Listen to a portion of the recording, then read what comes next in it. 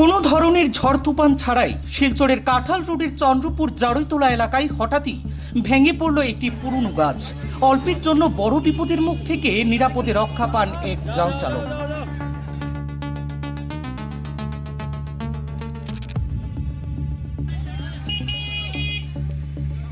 জানা যায় বুধবার সকাল প্রায় 10টা নাগাদ হঠাৎই বহু পুরনো একটি গাছ রাস্তার মাঝখানে ভেঙে পড়ে। এতে মুহূর্তের মধ্যেই এলাকা জুড়ে চাঞ্চল্যের সৃষ্টি হয়। গাছটি আচমকাই ভেঙে পড়লেও দ্রুত পরিস্থিতি বুঝে যান চালক নিরাপদ সরে যেতে সক্ষম হয়। ঘটনার জেরে সঙ্গে সঙ্গে ওই রাস্তায় যান চলাচলে ব্যাহত হয়। পরে স্থানীয় বাসিন্দারা দ্রুত উদ্যোগ নিয়ে গাছের ডালাপালা কেটে ছোট যানবাহনের জন্য আংশিকভাবে রাস্তা চলাচলের উপযোগী করে তোলেন। এলাকাবাসীদের দাবি, বিষয়টি ইতিমধ্যেই প্রশাসন ও বন বিভাগকে জানানো হয়েছে। তাদের অভিযোগ, রাস্তার ধারে এখনো একাধিক পুরনো ঝুঁকিপূর্ণ গাছ রয়েছে, যেগুলোর উপর দিয়ে বিদ্যুতের তারও গিয়েছে। ভবিষ্যতের সমস্যা এড়াতে দ্রুত প্রয়োজনীয় ব্যবস্থা নেওয়ার দাবি জানিয়েছেন ভুক্তভোগী জনগণ।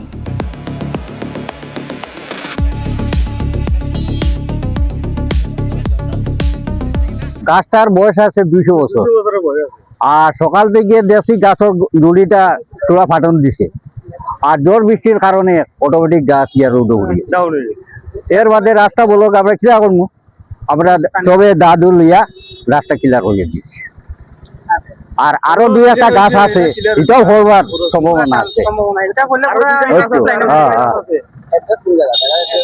কাঠল ছোট জানতলা এখানে পুরা কটা গাছ আছে, এটা পুরা রাস্তা কাটিব ক্লিয়ার করবো লাগে। গাছগুলা কাটলে আর ভালো হয়।